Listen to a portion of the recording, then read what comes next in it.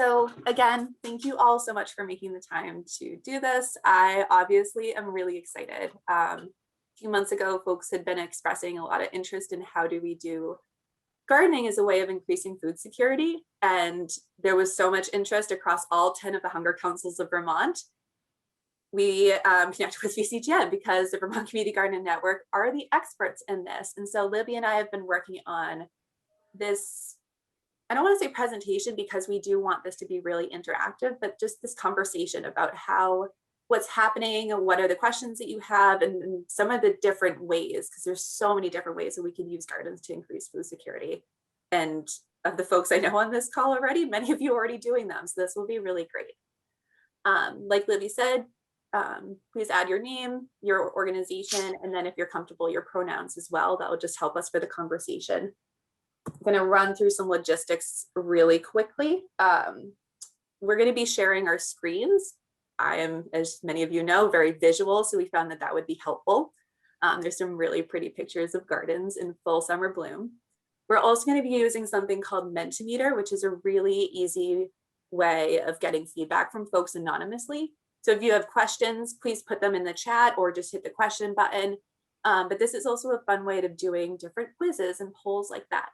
So if you do have a smartphone or a second screen, we're going to show you in a second how that works, but just make sure you're prepared with that if you want to participate.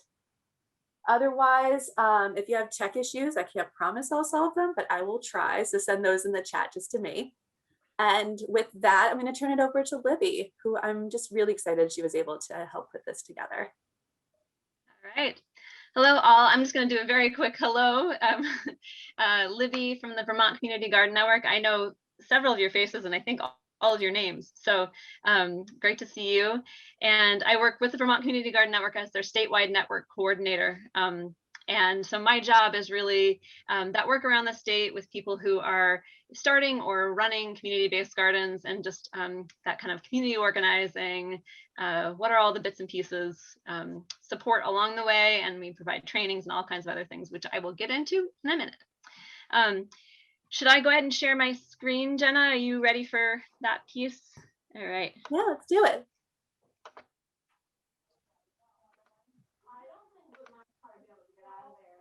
All right, so we are using a tool that Jenna is familiar with and I'm using for the first time. So Jenna might have to guide me along the way a little. That's fine. So at the very top of the screen, this is where you'll take out your smartphone or use your second screen. Go to that address, menti, MENTI.com, and then you'll get prompted to add those 8 numbers. And it'll be the same link throughout this entire presentation. I started putting in my favorite summer produce and misspelled carrots. But hope if anyone has problems logging into that, please let me know. Otherwise, tell us how many tomatoes you enjoy eating in these warmer months. Oh, I think I put it in the wrong place.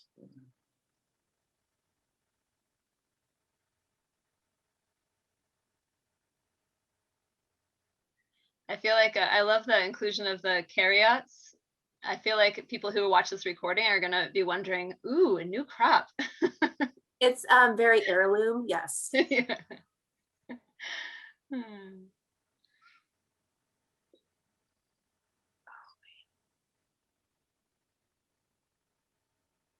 Yes, I'm the technology challenged one here. Hold on. Not a problem, Cindy.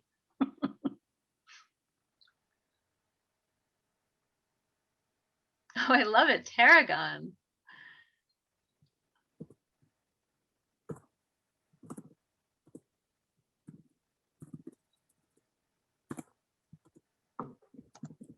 There's some good herbs in there.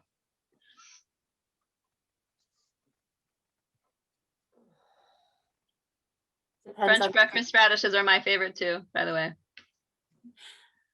So that's just hopefully easily done for everyone. If you're having problems, again, please feel free to put it in the chat to me and I'm happy to help out. But we figured that was a fun way to get to know each other a little bit. And yeah, maybe go ahead, let's start the conversation. Okay. So I think you went through most of this. Is there anything else you wanted to say from here, Jenna? Nope, just reviewing. I know, like I said, I'm very visual, so I appreciate having things written down. Yeah, I think that's it. I do actually wonder, Jenna, if we should just do a real quick go around since we are such a tiny group, just a name, where you're coming from, and if you're involved with a garden. Does that sound okay? All right.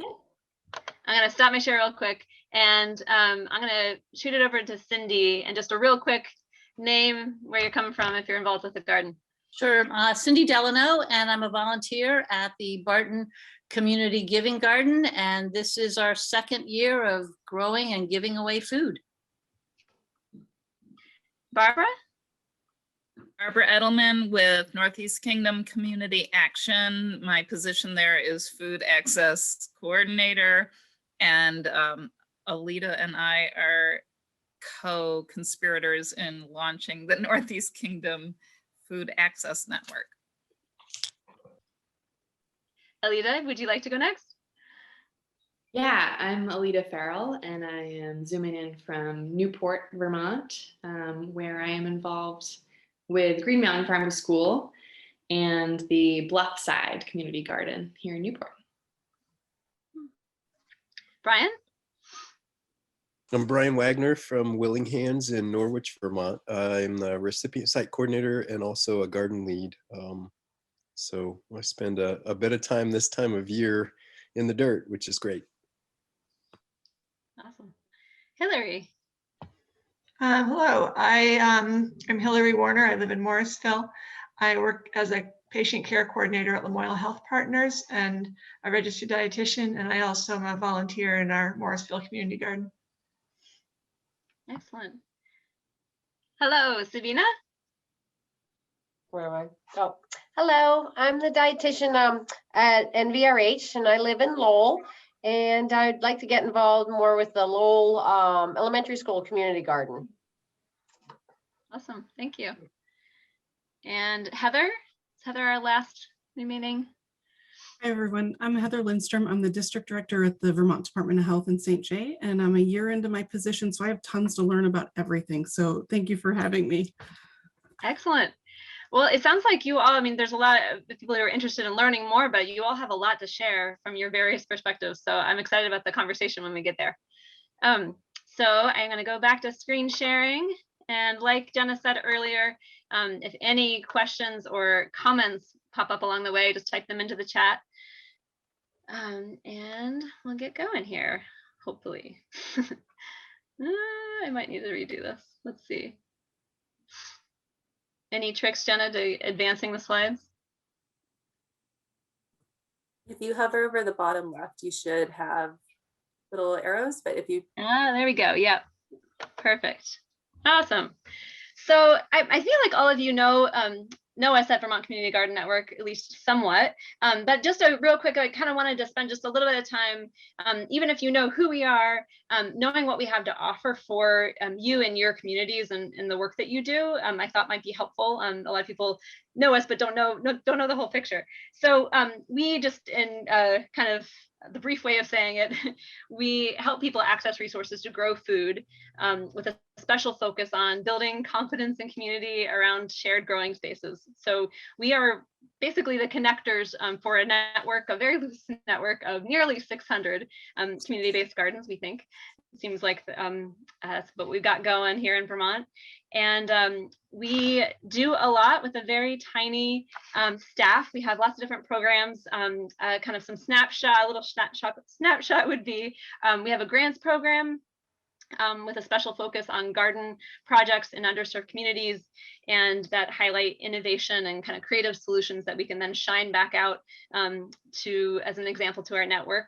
We have garden education programs that we do for families, children, seniors, adults, that are focused in new American communities, affordable housing, with people with health risks and others who could benefit from gardening and the associated skills building. A lot of those happen in our Burlington area as kind of models for the other work that can happen around the state, but we've started to move some of those models in other places around the state, particularly around our affordable housing work. So we are doing that work and continuing to look for opportunities. So if you're involved with that work, get a hold of us, because we are definitely expanding that model more. We also, I mentioned earlier, garden organizing support is a lot of what I do. So offering workshops and training and networking opportunities for people who are involved with those types of gardens. And then a new collaboration that we have just sort of gotten together with is the Vermont Victory Gardens, which is a project of the UVM Extension Master Gardener program. And the idea here is it's sort of a garden educator matching with food security focused gardens. So gardens that either are producing food, they're giving gardens, that are giving food out to food shelves and meal programs and that sort of thing, or that are have growing space for people who might not otherwise have access to it and have, might be at risk of food insecurity. So that program, we are still looking for educators and gardens for that program. So in terms of ways to get involved, that's definitely an opportunity there. Let me know if you have more questions. It'll come up a few times, I imagine. Beyond our core programs, we have lots of different resources and other opportunities that might be relevant to the work you all do. We help garden groups through our kind of consulting and technical support with planning and also finding the funding that you need for your projects. Our grant program is on pause for this year, this pandemic year, just due to funding issues. But we keep an updated list of grant-related, garden-related grants on our website. We also redistribute materials that we receive. So we get a bunch of free seeds that we distribute in the early spring. Unfortunately, those are now have dried out, but we have that every year. And then other materials pop up as well. Farmers get a hold of us when they have free starts. And sometimes we've had like irrigation materials that we can then give out, all kinds of things like that. So something to pay attention to. And then on our website, it can be a little overwhelming. So if you ever want to kind of like some guidance through our website or looking for something specific, get a hold of me and I can help you find it. But we, on that website, we have, for the organizer, we have our garden organizer toolkit, which is everything from like, how do you start a community-based garden to organizing volunteers, that sort of thing. We have a toolkit that's just for affordable housing, another set of resources for community composting projects. And then for the gardener, we have our Growing in the Garden page, and then weekly emails that are available. You can sign up for them on our website that come kind of as the season comes. So the idea is like, what's happening in the garden? These are things to pay attention to. A great resource to kind of provide to people who are gardening in your community. And then the last thing I want to mention in this section is just the sort of how do you stay connected to all of this. Our VCGen newsletter has sort of all of these opportunities I've just mentioned that are ongoing. We have a garden directory that a number of you I've been in touch with about recently. And that's where we kind of have that 600-ish community-based gardens. And we're always looking to keep that up to date. We have a garden calendar that we do our best to keep up to date about things that are happening across the state, but we are looking for a network to source that. And then another network sourced resource that we've just started to develop is where people get their gardening supplies. People have been asking for that from us for years, just like, I don't know, where do you get your plants and starts? What are your favorite resources for that? But also like, where do you get mulching supplies? And sometimes for some people that's free newspapers from the back of such and such. So we try to include all of that in there, and it's a living document that we continue to keep updated. So that's another way to kind of be connected. And then the last thing I want to mention in terms of opportunities. So this summer, our first Vermont garden tour will be happening. I think that the Barton Garden actually is one of those sites, if I'm correct, Cindy. Yep. And those are open houses at community gardens across the state. So workshops, music, garden organizer gatherings, ways for people to connect about this sort of work. And those dates, locations, and descriptions will be available at the end of this month, but they'll be happening in July and August, something to stay tuned into. So that's a lot, I realize, but all things that again, maybe you didn't know existed that hopefully can be useful to you, but also to the communities you work in. And then just how can you be involved? And Jenna and I were talking about this as we were thinking about what what people might need in these networks, these Hunger Council networks, and just thinking that there's so many different ways to connect to this work. And there's the just sort of supporting the network and supporting this work through becoming a VCGN member, that sort of thing. There's sharing those how-to gardening resources with people in your community who just want to learn how to garden. Like I said, we have a number of ways to do that through our website. Just letting people know about what you're doing, but really spreading the word about that, getting on the map, literally on our garden map, and other ways to do that. Joining the discussion. So we actually have a closed Facebook page where people swap ideas and experiences. And then, like I said, we also try to have networking opportunities like this throughout the year to keep those conversations going. And then in terms of finding what's already happening out there, I always say that when people say, I want to start a community garden, I say, okay, well, what's already happening in your community? Is there something you can connect to that's already exists? So learning about what's happening locally and how what you're interested in can help kind of accentuate that. And then starting something new. And again, I encourage people to think like, so maybe it's a garden, but maybe it's a resource for a garden, something I'm seeing popping up more. And I'm really interested in kind of accentuating this resource is seed libraries. I'm seeing a lot of those around the state, and tool libraries is another thing.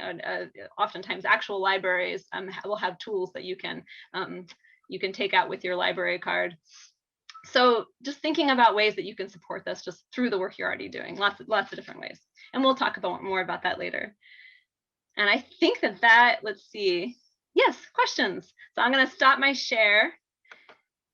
And my apologies if that was an awful lot all at once. But I would just love to hear, I know Jenna wanted to share a couple things on the Hunger Free has to offer resource-wise, but also beyond, once Jenna's done sharing, just what resources you know about in your communities that would be worth mentioning to the rest of the group and just to kind of have on our minds. Go ahead, Jenna. Yeah, so, and also recognizing everyone learns and works in different ways. So we wanted to make sure there are a few options if you want to put in a question anonymously, or it's easier for you to write this out than to unmute yourself. Do so through that Mentimeter link as well. Katie, I'll explain what that is in a second. I want to briefly welcome Katie Black from UVM Extension. She knows so many amazing things about gardening and is really involved in Northern Vermont. So I'm glad you're able to make it. In terms of just recognizing that there's a wide range of folks who are interested in gardening and not everyone has access to the same resources. So in a lot of our Hunger Council conversations, we talk about how 3 Squares Vermont or SNAP is a great resource. One way that connects to gardening is that you can actually use your SNAP benefits to pay for seeds and or vegetable or herb or starts. Has to be for things that are edible. Don't know if sunflowers fall under that category or not, but just knowing the amount of money it takes for me to buy a tomato start versus is usually equal to the cost of one heirloom tomato. So that's one way that folks who are struggling to get resources to different things, they can use their SNAP benefits to access that. So we wanted to make sure everyone was aware of that. Other than that, yeah, we just wanted to open it up for questions and just setting the stage for everything. So I don't have a question, but I have a newly discovered resource for our community garden. And I'm finding that exposure and awareness in the community is key. Talk about your mission and what you're doing, and ours people get on board with right away. We're all volunteers growing food and we give it all away. I have done talks at Rotary. I've recently been contacted by a utility commission, like a water, electric organization. And a lot of these companies are doing team building programs in community service projects. And so we're being contacted and asked if there's anything that we need done in the garden. We're like, oh, yes, there's plenty to be done in the garden. How many people, when can you come? How many hours can you give is, my first questions. And so I think it's, a great resource. You just need to have a project, a meaningful project that they can relate to and feel good about and meets their service requirements. And it seems you can get some volunteers. I wish I had known about this when we were hauling manure and mulch. We're now, getting into the planting and harvesting season. So we'll certainly get on their list for next spring. Awesome. Thank you, Cindy. Other resources that weren't mentioned or you feel like would be worth the rest of the network knowing about?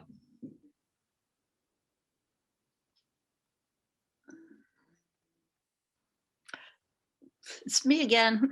Go for it. So many things that I learned from the VCGN series that Libby put together. And, I think we haven't done it yet, but this Grow a Row program, so many of our senior centers have asked, we reached out to our constituents and asked them what they wanted us to grow. And corn is very popular. And we're like, no, we're not growing corn. We're just not doing corn. It's, too many pests, too many raccoons. We don't have the space. But if we had people that did grow corn that would be willing to plant an extra row, we haven't tapped into that yet. So we don't know who those farmers are that might be willing to grow a row, or even if we provided them with extra seed or something that we gave them, if we volunteered to harvest, we'd like to find those farmers that would grow a row to help us give to the community, corn especially. That's a great idea, Cindy. Yeah, you don't have to do it all yourself. You can be a connector to other things that are happening. Yeah. Well, if you've ever met a bunch of enthusiastic gardeners, you know that they plant and grow way too much. So we just like to watch seeds grow. So I think at our event on Saturday, we were giving away a lot of extra tomato seedlings because we all grew too many and we just didn't have the space to put it in. We also started this year a garden book library. We have a little kiosk in our garden, and one of our carpenter ladies built us a little box where we now store books. Everybody has lots of extra books, and we don't even have a check-in, check-out, just honor system. Use it, take it, bring it back, whatever. Excellent. I have another resource similar go for it. For those gardeners who were a little overambitious this spring. Green Mountain Farm to School has a program called the Lunchbox, which is a free summer meal site for kids. It's a food truck that goes around the Northeast Kingdom. And as part of that free meal service, we're also doing a program called the Market Basket. So offering free produce for families who are taking advantage of the free meals. And a lot of that stuff comes from the school gardens that are, abundant in the summertime and don't have an outlet, but we have the capacity to ramp up storage for even more crops. So I just wanted to put that out there to folks. If you grow a row and want to donate to the Lunchbox as well, I'm going to put the email in the chat that you can get in touch with about how to line that up, but just wanted to offer it. That's great. Thank you, Alita.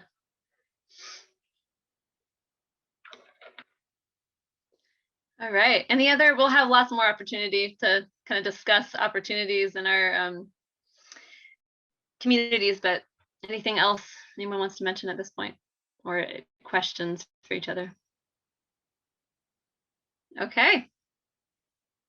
All right.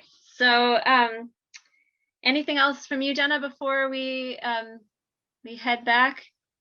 Thank you. Oh, thank you for that in the chat. Awesome. All right.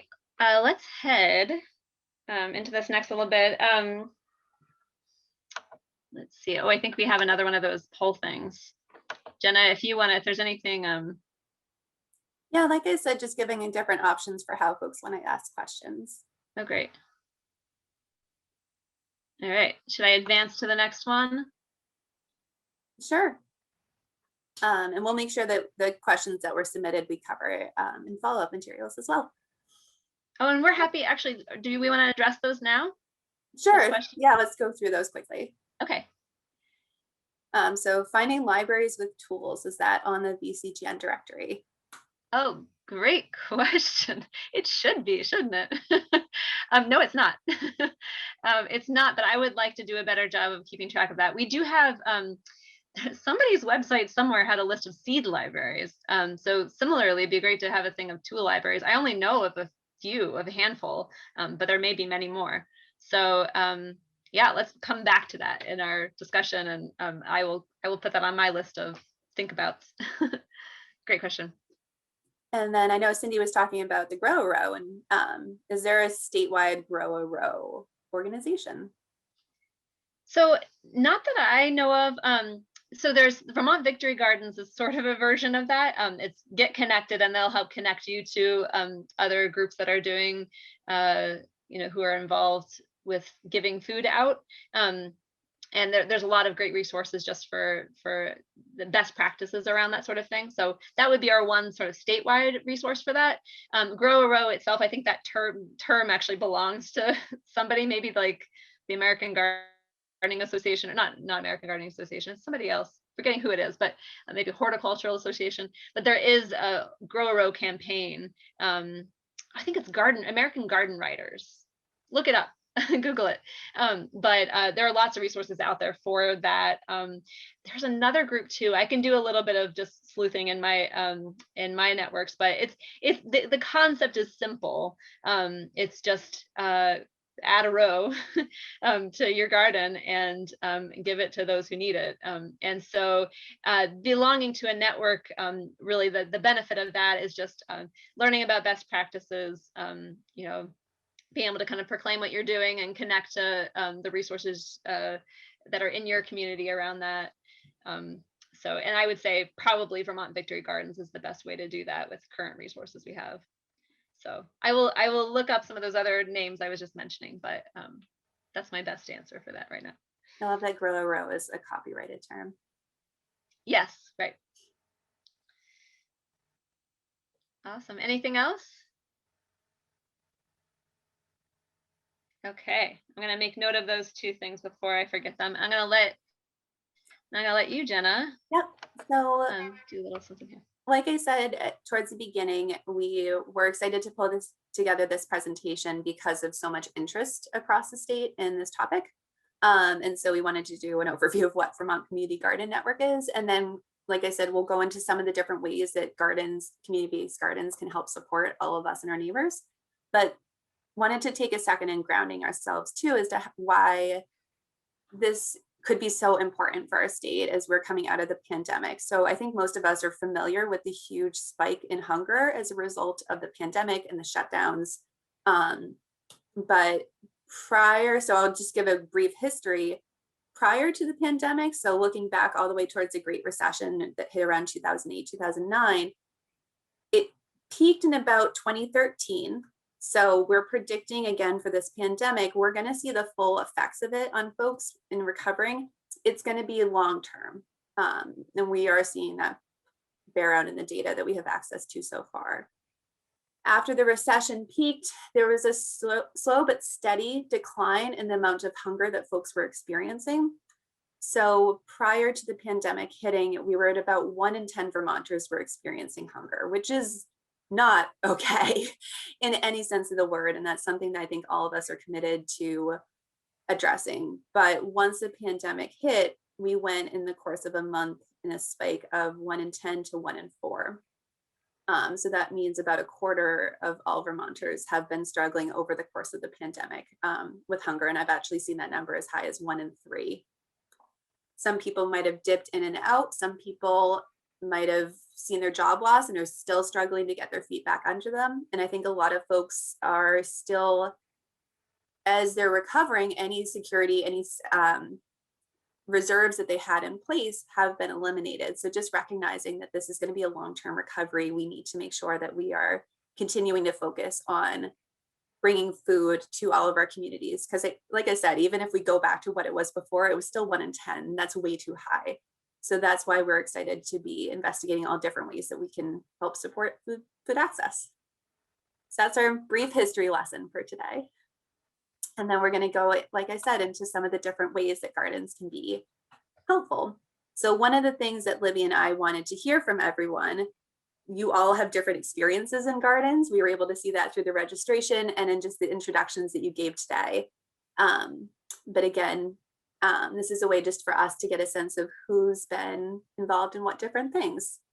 And that will help us too as we're putting together our presentation over the next few slides. So if you don't mind letting us know if you've ever heard of a networked neighborhood garden. I actually hadn't. The help yourself gardens and edible landscaping, donation given gardens, educational and teaching gardens. Someone's already involved in the collective community garden or community farm, and plot-based community garden, which I will say is the one that I'm most familiar with.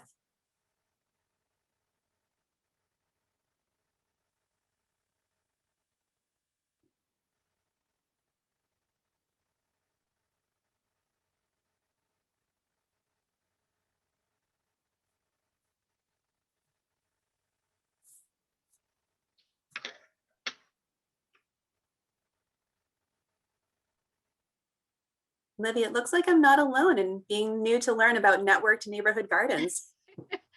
Well, as you'll find out in just a moment, none of us are alone in that, because it's something that we're still sort of exploring. So I will, we'll get there in just a moment and we can talk more about that. An opportunity there. All right. But still there's a breadth of knowledge out there and involvement. That's great. All right, should I keep going? Let's go ahead. Okay. So I do want to say, for those of you who took my training this winter, spring, you will see a very familiar presentation in this next section. So my apologies for the repeat, but maybe you'll get re-inspired by some things. And the idea really here is just to kind of like spark some ideas for our conversation that's happening after. So what is a community-based garden? We keep throwing around that term. I think, again, the people in this particular room, I think probably have an idea, but our definition, a community-based garden is a shared food-based growing space. But that can be a lot of different things. So in neighborhoods and parks, schools, libraries, housing communities. The common piece here is that it's a community space where there might not otherwise be one, that it provides some kind of patch of green and growing where there might not otherwise be one, and that it brings food access to your community in some way or another. So that's kind of the snapshot of what we're looking at. I was in our survey when people were filling out the registration, some people were asking about, what are some of the basics of how a community garden works, who runs them, how they're attended, all those sorts of things. Well, it's all over the place, and that's kind of what we're going to talk about in this next section, is the various types of community-based gardens that are out there, and what they can look like. That it's not just one model. I mean, it was already sort of mentioned here in that survey just a moment ago, what some of those types are, but we're going to get a little bit deeper into that and hopefully inspire you through some examples and for your work. A brief caveat, I do want to say that I'm telling other people's stories, as I often do. That's my job as the network coordinator. I do my best to represent accurately, but I do say if you are involved with or know well any of these groups, to please chime in. You can chime in the chat during, or save it for afterwards, and pipe up to share any additional information, updates, corrections if they're needed, that kind of thing. So brief caveat. All right, so some green and growing. It's already happening out there, but this is a nice mid-season picture to get people excited. So plot-based community garden seems like that was, per usual, that's the most well-known garden out there. So these offer a space for people to grow where they might not otherwise have the space. These gardening spaces are divided up into various sized plots, typically based on growing needs and desires. There's typically a plot rental or a sign up if it's not an actual rental. primarily individual work is the focus here, but usually with some kind of communal upkeep. Maybe that's actually an hours that are required, or just kind of an expectation. And they're managed by either volunteers, all kinds of people, just like many of the people on this call, just doing this work out of the good of their hearts, or an institutional entity that has taken on the good work. So this picture here is one of the 14 community gardens in the Burlington area community gardens that are run by the city's Parks and Rec department. This is Tommy Thompson Garden, which is the largest by far, the most diverse. I definitely encourage you, if you're looking for like what's every way you could possibly garden, just go to this garden and you'll see every possible way to garden. There's just so much diversity in terms of gardening styles and people coming from different parts of the country and world, and so an interesting place to check out. Like I said, so they are run by the Parks and Rec department. With volunteer coordinators at each site. In fact, I think Jenna was a coordinator at one of those gardens for a while, if not still. And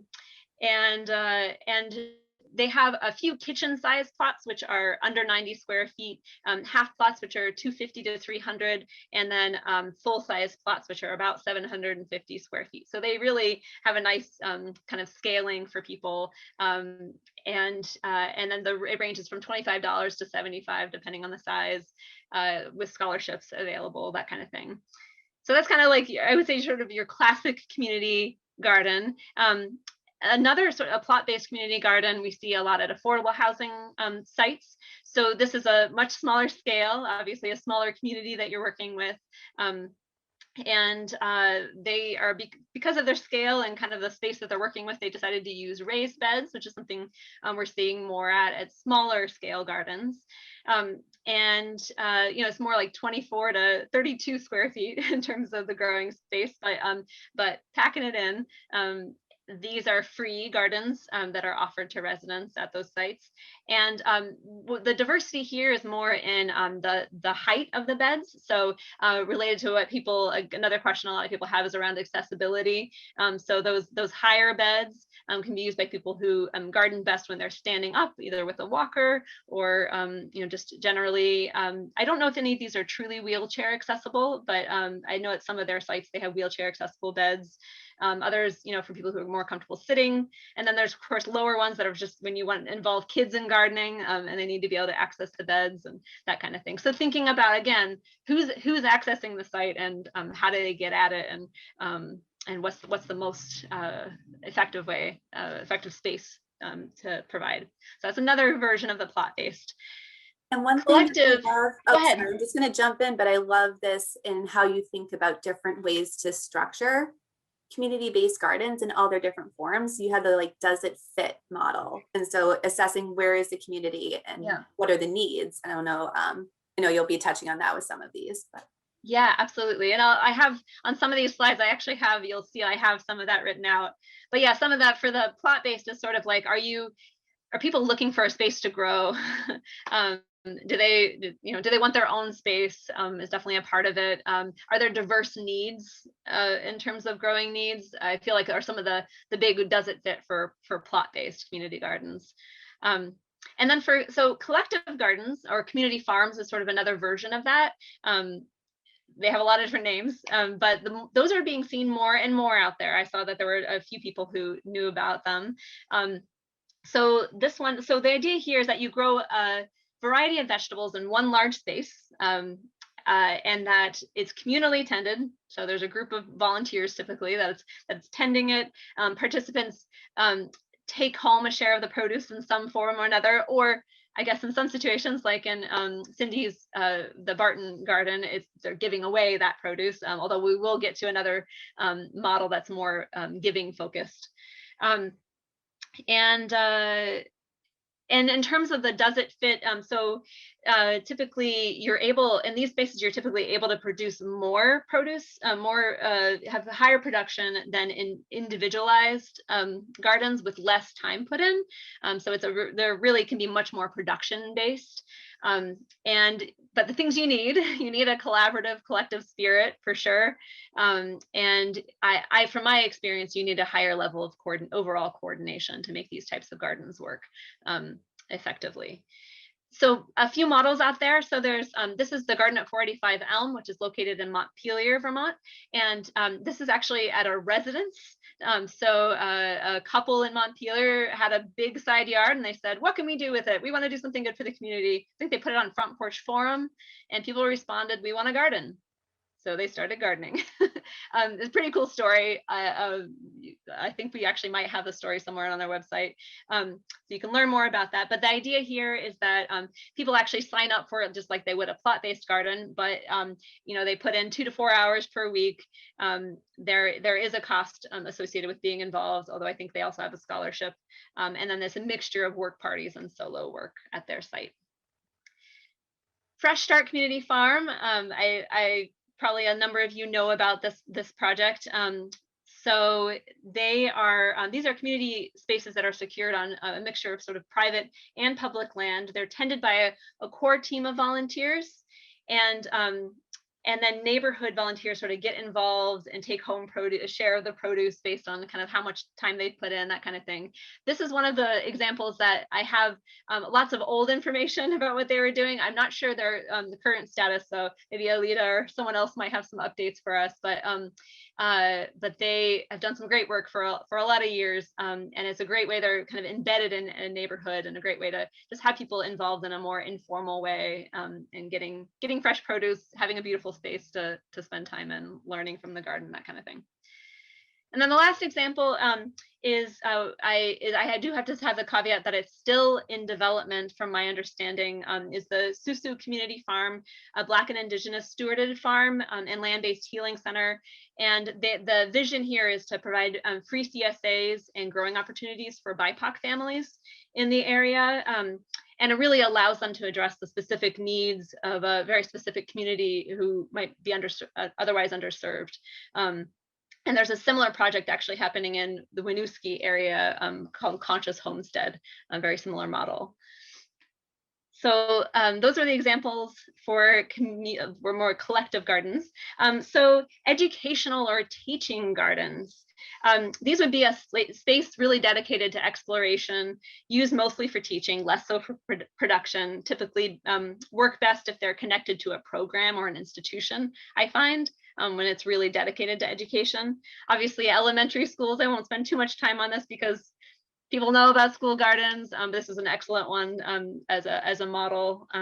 They tie the gardens to their classrooms, classroom projects and vertical learning themes for the various grades, and really wonderful school garden. Another model for educational gardens is our Vermont Community Garden Network. We have a community teaching garden in the Burlington area. And the idea here is that it's actually located within that Tommy Thompson garden I pictured earlier. It's an intensive adult organic gardening course. And it's managed by our staff and interns. And then the student basically, they get a garden bed, just like they would in a community garden. They get their own plot, and then they get guided instruction throughout the season. So it's a really, like, you learn as you go. It's not like a course you take and then and then you go garden. You are gardening and learning at the same time. And then of course they can take home their produce and all that kind of stuff. And then the last model I want to mention in this kind of education side of things, our Gardening for Health program. So this is a program that's connected to the hospital, the UVM Medical Center, and it's an adult garden and nutrition education workshops, kind of a series of workshops for qualifying patients at UVMMC. And it's managed by our staff and their staff collectively, and then students can take home their produce as well.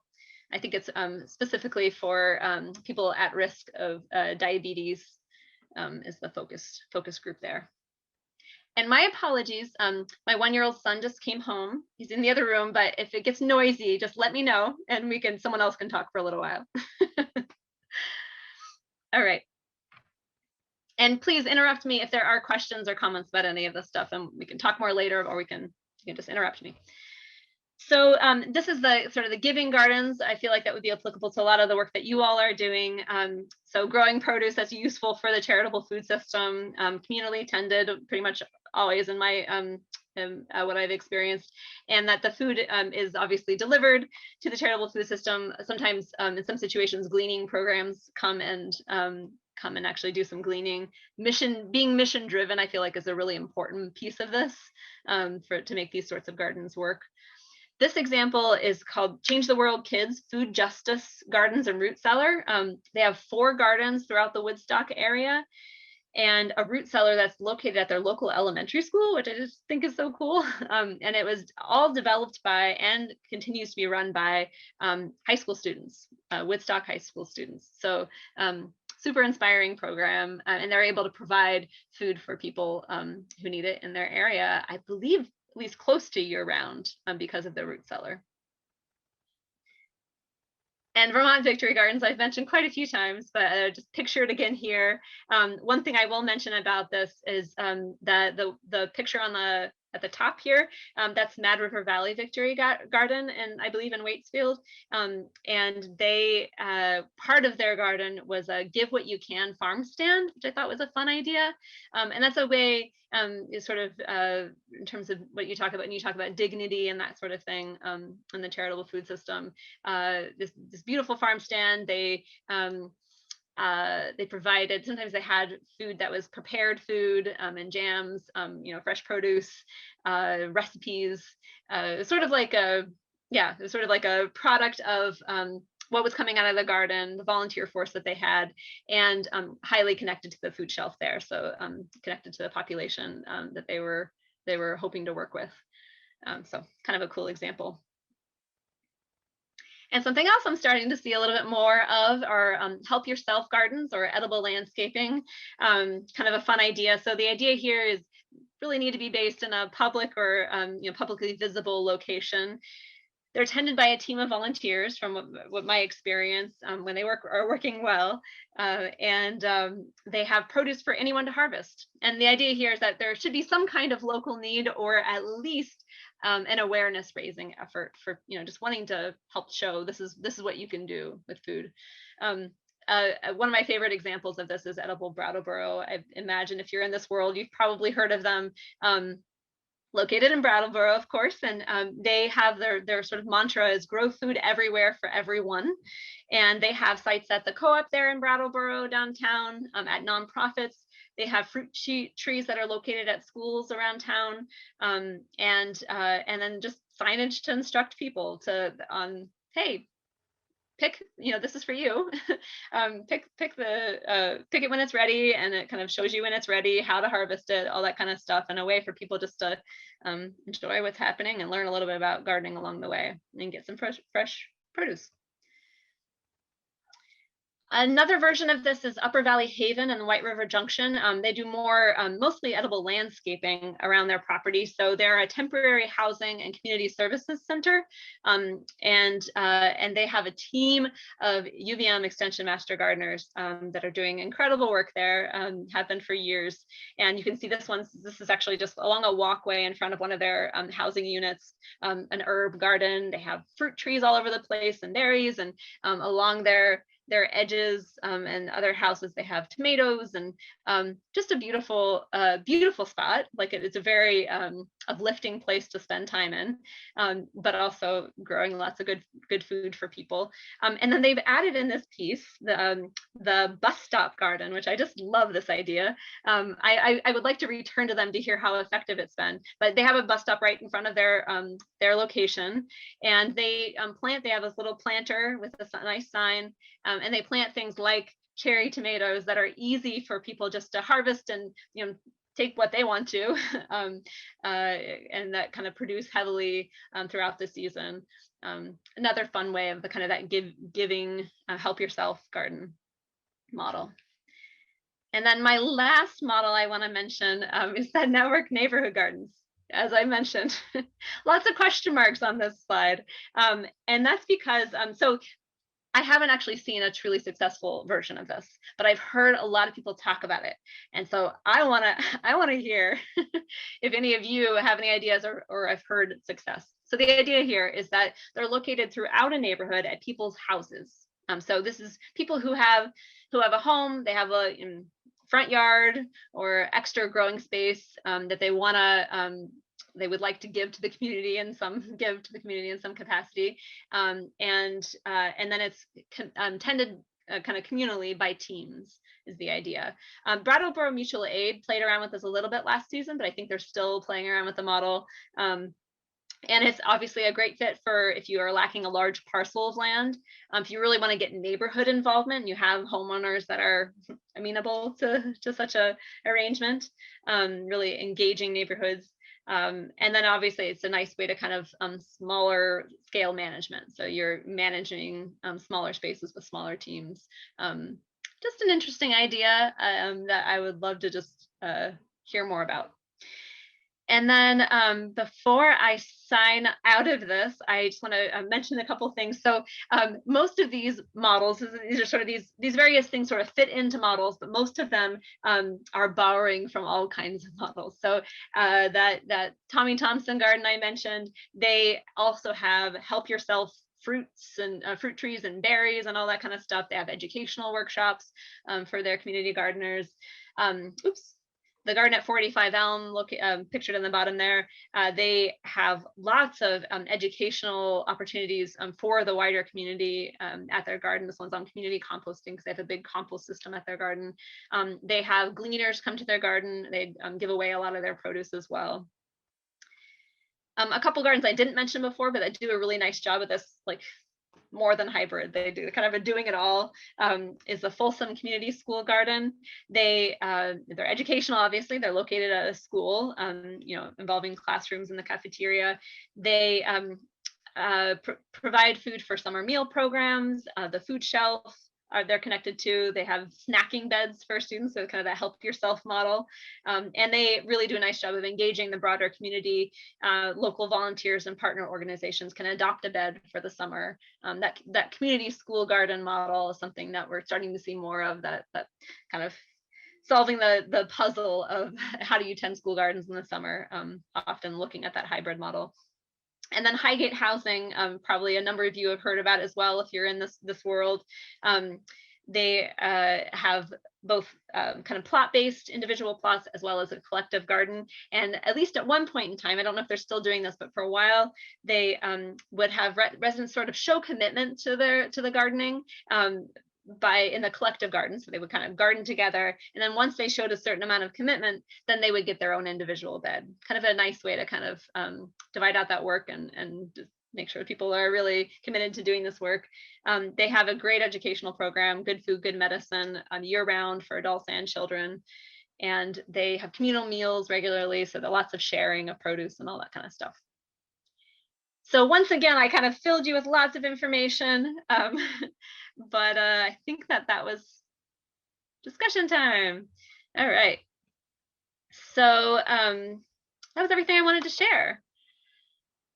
So for this next little bit, let's see, we have another little more than a half an hour, is that right? For this next little bit, I would just love to hear, first and foremost, if anybody is familiar with any of these gardens and has any updates that I should know about. I would love to hear about those. But also just starting with just what questions or additional examples, ideas do you have about these models, these different ways of gardening, or things maybe I didn't mention, that a model that I haven't mentioned that's out there.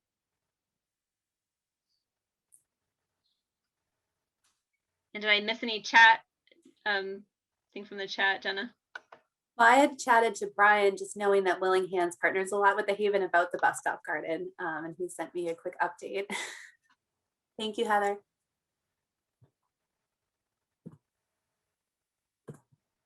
So, Brian, are you up for sharing any of that with the larger group?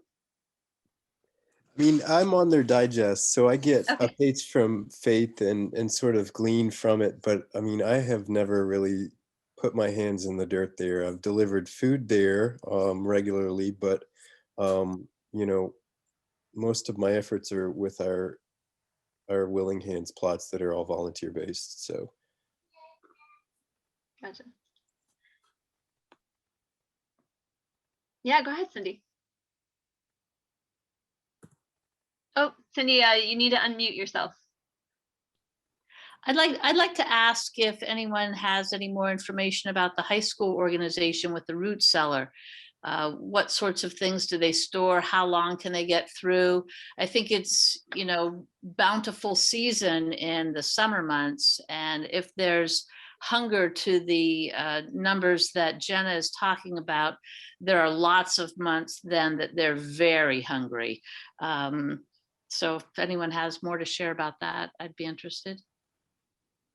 Willing Hands actually is the Change the World Kids is one of the recipients for Willing Hands. And so that came on in the last maybe 5 months. Karen reached out to me, the coordinator for that sort of organization, about trying to fill in when we had the gap of the Everyone Eats momentarily program financing wise. And they started actually doing soups. And so they would come pick up excess or more bulk produce that the kids were then helping cook. And then they were delivering the soups to different places in the community. Yeah, I mean, they were also working on trying to expand, I think, the chapter into South Royalton as well. So it was not just a Woodstock-based effort. That's what I know, and they're great to work with, and I think it's a great program that, you know, opens up the garden and the giving to that demographic, the kids, and it's pretty cool. Mm-hmm. And the other thing about it that I really liked is that, you know, you always have the next group of high schoolers coming. And I think the discussion should also continue in my garden, at least, about sustainability, because we, I think, have established a very good thing. We need to make sure that it continues.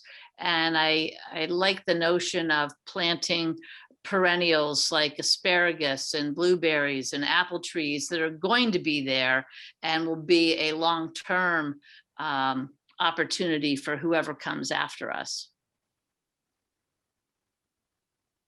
That's a really great point, Cindy. Yeah, Barbara. So forgive me, I missed I had a similar question to Cindy, I think. My interest is, you know, where is the connection between community gardens and actually moving us more to food sovereignty in addition to food security? But that off-season piece, how did that, does the root cellar program do some storing of the bounty of, help me fill that gap? That's my understanding. Jen, I see you're unmuted. Do you have more? Do you know more about that program? No, okay. That's my understanding is, and I don't know if it's truly year round. That'd be a good question. How long it lasts. Does anybody else have experience with root cellars here in Vermont? Cindy, okay. I mean, just how long various crops would last. I don't have a ton of experience with them myself. Right. So I built a root cellar, and I've been experimenting with different things that do well in the root cellar, don't do well. So I'm certainly not an expert in telling you how it can be done. Onions, great. Onions are easy. So I grow tons and tons of onions. Beets and carrots and, you know, root vegetables do okay. You've got to get your humidity just right. Apples don't stay very long in my experience. Yeah. What else have I tried in there? I know Pam has done cabbage with some success. I think you need to start with a really big cabbage and wrap it in newspaper. And as it decays, you just peel off until you get into the inside core. Potatoes, of course, do pretty well. But then canning is really the only, canning or freezing, I think, is the only way you can really get through the full year. And so that thank you, because what I've been wondering is there a reason, a call, if we really want to help our communities become food sovereign as well as secure, to be doing more learning about canning and preserving, Yes. and actually facilitating the equipment and the storage for all of that. I believe the answer to that is yes. And I don't know if you've heard the story of our garden, but we started out as trying to do a traditional plot-based garden.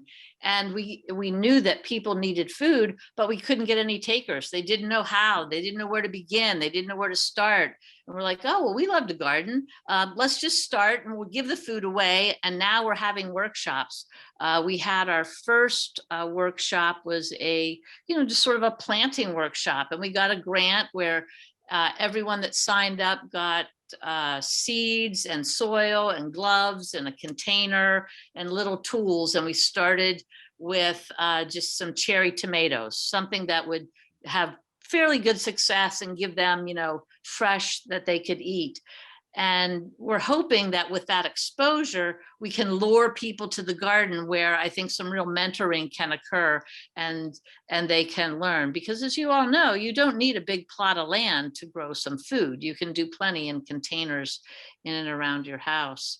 So if they don't know how to grow the food, I'm pretty sure they don't know how to can. And so some of our programs this year, later in the harvest, are going to be we may not get to canning this year, but just how to prepare different things, or how to dry things.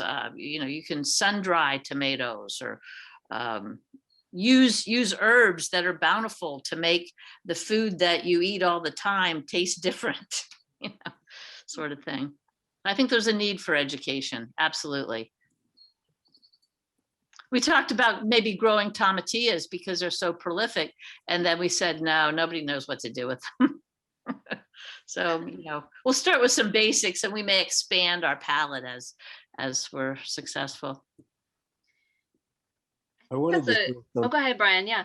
I wanted to throw something out there, and correct me if I'm wrong, but I feel like that the Vermont Food Bank recently was trying to do some grants relative to facility development, and Willing Hands would love to, but I just don't think we have the bandwidth to create those community-based commercial kitchen facilities that would allow this education and the development of the canning knowledge to really be rooted in the community and go to everyone's home kitchen, so that they take that knowledge and are able to utilize it on their own.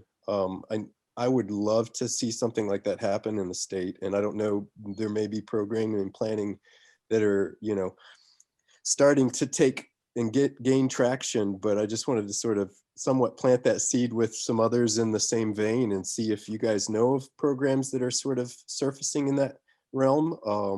Because I think it's a great advancement that would benefit that sovereignty leaps and bounds. Katie, yeah. Hi, everybody. Katie Black from the UVM Extension FNEP program. And I just wanted to mention to Brian and anyone else who doesn't know, the UVM Extension offers FNEP and SNAP-Ed programming throughout the state. And as part of our FNEP programming, we can go and do home visits with families and help them learn to garden and help them learn to preserve food. So I have done workshops in Hardwick in the past where we've gone over how to do canning, where they do have a food safe kitchen facility at the Center for Sustainable Ag. And we can do that. I've done it at the Central Vermont Hospital, teaching people how to preserve herbs and different bountiful items that they get from their Youth Conservation Corps share. So if you have clients that need support learning how to preserve food or freeze food or keep food through the winter if they need to, please refer them to UVM Extension FNEP. It's free. It's a free service for families in Vermont or for people who care for children. And in SNAP eligible counties, it's a free service for everyone. So take advantage of us if you want, or if you have clients who want to learn more about gardening. What are you saying, Katie? FNEP? What is that? EFNEP. It's the Expanded Food and Nutrition Education Program. It's a USDA program through NIFA.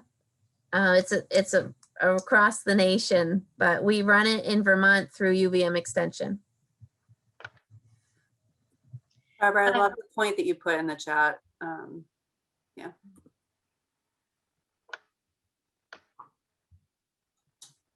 That is the issue that I'm coming up against, Barbara, with the community garden at Bluffside. So that is a plot-based system this year. And my goal was to engage the affordable housing folks who live right down the street from Bluffside, and use that space as, an food access point, but also a venue for workshops and an educational space as well. And I mean, all I can do is offer, right? I just keep offering and offering.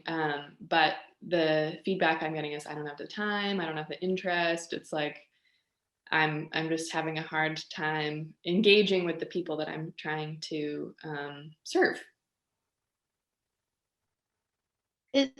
We're trying different things as well, and we're trying to sneak in via the children, right? So we'll paint rocks, or we'll have the kids come dig up potatoes and get people in the garden, because it's challenging to get the local people that can walk to the garden to come. And I imagine a lot of you have experienced too. I mean, there are plenty of different hurdles, but one of them is childcare for a lot of families, right? Yeah, having activities that for everyone kind of get something out of it can make a big difference. Any other solutions, or anybody else who struggled with that issue, that Alita's issue, and had some answers? I don't know that I have the answer, but I think what keeps coming to me as I wrestle with all of these kind of interlocked realities is because there's also the stigma piece, or the even with the what is it called, landscape garden, where people can just help themselves. I know there are people that probably would not help themselves because of this idea that I'm not that bad off, I'm going to leave it, I shouldn't take it, I'm going to leave it for those who do. So I think if we really want to really address it all, we've got to come up with some creative, legitimate ways that the people who help themselves to the food or receive the food are also serving a purpose, serving others by the very act of taking it, which is kind of a little of what Everyone Eats was doing. We were communicating to people that, hey, when you take this meal, we know you don't really need it, but by you taking it, you're helping a restaurant, a farmer, and that was true. Yeah. So that kind of linking of the giving and taking. So I keep thinking education could be a piece of some of these things, where, hey, look, we're training these young people who want to be farmers, I don't know, make it up. And they need feedback on, the quality of the crops. Could you please just take some, try it out at home in your recipes, tell us how it, stuff like that. Better than that, though. We got to come up with Well, it's true that, the more peas you pick, the more plant produces. The more times you harvest your chives, the more it grows. The more asparagus that gets harvested, the more you're going to get, because it won't go to seed. So I use, oh, I'm so sorry. I try to manage two different gardens, one in Vermont and one in Massachusetts. And I tell my friends, I use that exactly. Could you please go over and see if my asparagus is ready to pick? And if it is, please take some, because when I get there next week, I want it to still be producing. Are my peas starting yet? Please pick them, I would love to hear from others about how you all do scheduling with regards to that sort of same point, you know, that we have sessions at our largest garden three times a week, and oftentimes that's not enough to have it sustain, or we know that we're going to have a bumper sort of harvest at one point, but just trying to time that out. Do you all have solutions in that category? Like the logistics of volunteer scheduling? Or relative to like the harvest, you know, and maxing out the plant's production? Go for it, Cindy. So we too have a 3 time a week. We've been doing Monday, Wednesday, and Friday, so that's pretty good. And we've had our pickups, but we've just this year, so I don't have experience to report. We're trying to get working people because most of us are retired or part-time types. And so we now have a Tuesday night group that meets from 6 to 7.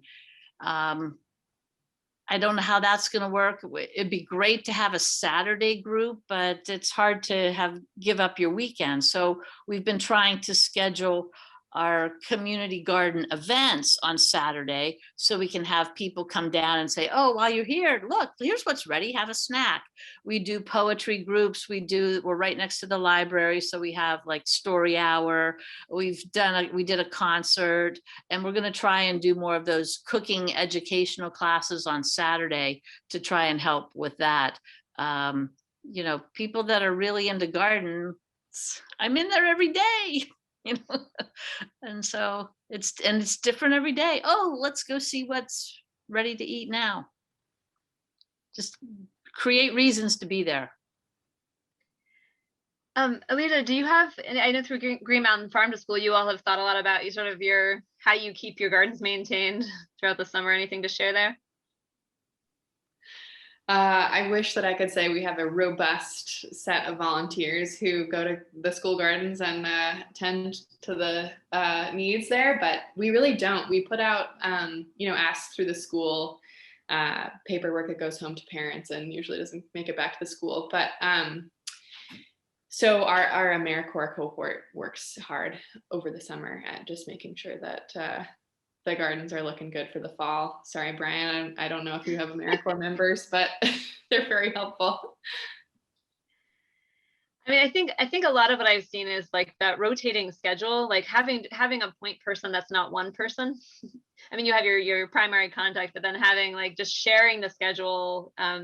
So rotating through, I don't know, maybe you have 6 different families or something like that, and each family rotates through the schedule every number of weeks, and so you have a point person, and then maybe that person also, that crew, family, whatever that crew is for that week, is also in charge of paying attention to like, is there an extra need right now? Do we need to bring in like a work party?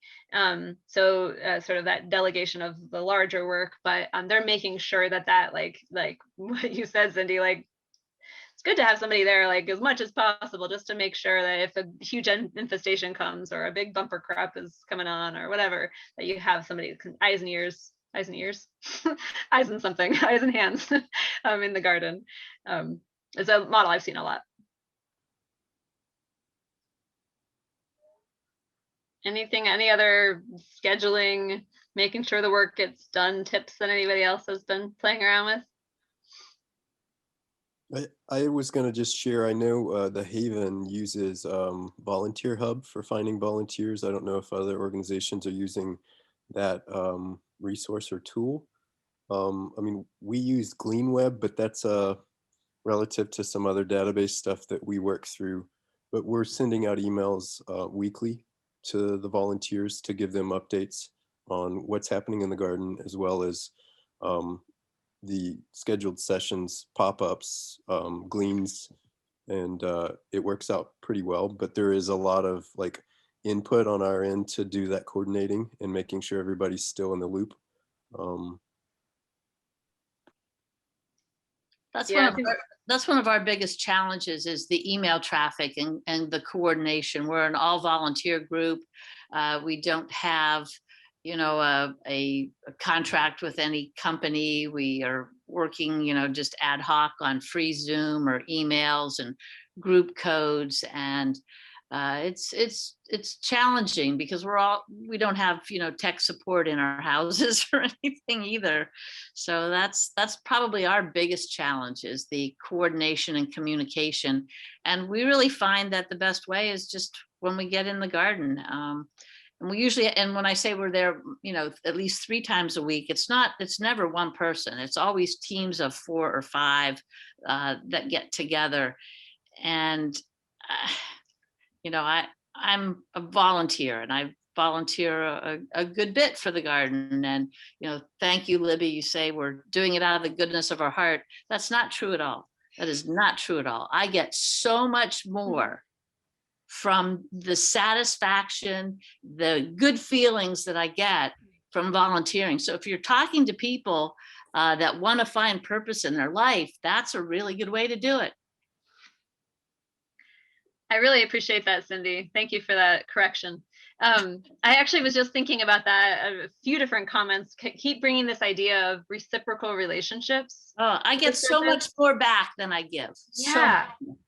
Yeah, totally. And so always thinking, whatever you're doing, it's a community project, right? Like, even if like your initial thinking is we want to do this for somebody, I think always thinking about it, we want to do this together. This is a together thing. This is us and all these various components of our community. That was my biggest surprise last year. We got together, we thought we were going to do this for the community. And then we realized, oh my gosh, we love this. This is great for us. I miss this. If so-and-so's not here, when are they coming back? I miss them. It's yeah. So really thinking about that, whatever your project is, thinking about what can people, not just what can we give out, but like what can people get out of this, and kind of the circle. It'll surprise you if you can get them hooked. It'll surprise them. It'll surprise them. Yeah, totally. And some of it too, like in terms of getting volunteers to keep coming back and that kind of thing, volunteers or people you're trying to engage to grow in the space, whatever that is, thinking about like what are people wanting to know about, whether it's that's doing some kind of informal survey at the beginning of the season, or just talking to people about like what vegetables are you most excited to be growing or eating, what are your kids really into, that kind of thing. One of your best tools out of your workshop program was your asset assessment. Mm-hmm. And when you think of your asset assessment, it's not just your land, your water, your local businesses. Look at your individuals that you have on your teams and your volunteers. What has their life been before they joined this garden? What are they good at? Probably won't surprise you that I was in sales and communication. So I've become sort of the face person of my garden. We have a woman that's a carpenter. She's building things, but knowing what those people do, because not everybody's an extrovert, but if you know what they are, the extroverts will say, hey, that's a great job for you. You're an artist. You could make some awesome signs for us. And people really are looking for meaningful work to be appreciated. Absolutely. And I also want to note just a couple things that were mentioned in the chat. United Way is a great way for connection and social, just keeping up on social media. That's a lot of people are on it. It's a great way just to keep your presence there. Letting people know about it, that kind of thing. I do want to hark back just briefly to one of my slides from the Newport Gardens, the Fresh Start Community Farm. And it's an older picture, I must say, so I don't know exactly what's happening now, but I don't know if you recall, there was a picture of people kind of gathering at a picnic table in the garden, and they were actually doing some, I think they were making some salsa, and maybe they were doing some kind of preserving activity. They were doing something with the stuff. And part of what I love about that garden when I was a little bit more involved with it in the past is that it's a community space, right? There's like a playground in it, and it's like embedded in a neighborhood, and people come there, walk through there on their way to something else. They think of it as spaces that they can be and hang out and check out what's happening. So it's in terms of that, like people having time and that all of that, like people are going to want to take their kids to the playground or do something at some point, if they can, and have activities to do as a family, and or for themselves. And so creating a space that people want to be in and when people want to return to, I feel like is a part of that picture. And I believe part of that, like that preserving activity, I think kind of came out of the community. It's like, oh, are you guys, like you seem really excited about this particular crop. Let's make salsa. So like maybe it's rather than kind of deciding like, I think people are going to want to make salsa, like more like letting it grow more organically, kind of out of your relationship with the people who are involved with the garden. So we have maybe a couple more minutes for any other anything anybody else wanted to share, or last questions that people have before we do a wrap up. I want to respect to Hillary or Sabina, if either of you have anything you want to share, don't feel like you need to, but I just, so we don't leave you out of the conversation, give you the opportunity, and anyone else as well.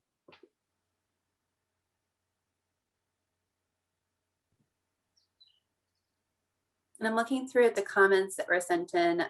So a lot of our conversation has been focusing on Northeast Vermont, but over in Northwestern Vermont, there is another through the USDA Rural Development, they're looking at submitting a grant application to support some kind of more, it's pretty open how she described it. So anything from like a forest of edible plants to some kind of community-based gardening.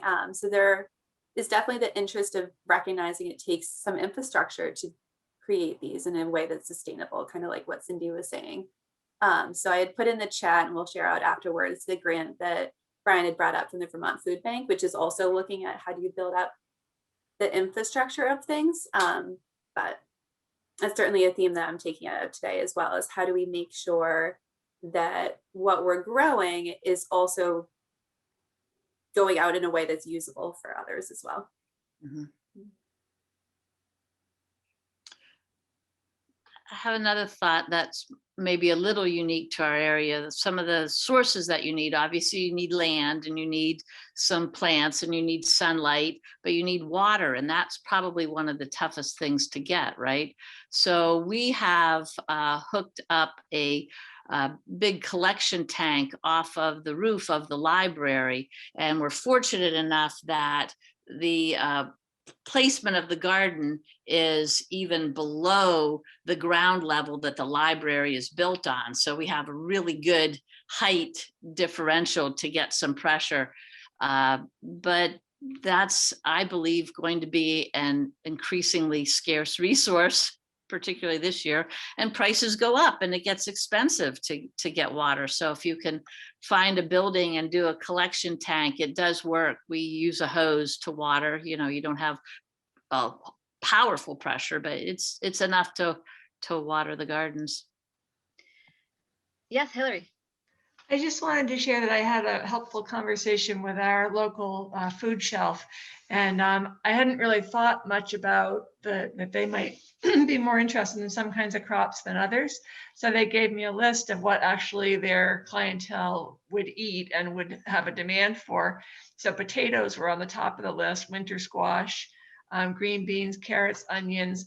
She said greens, and I said, greens, can you define that? They weren't interested in kale and chard, but lettuce was the green.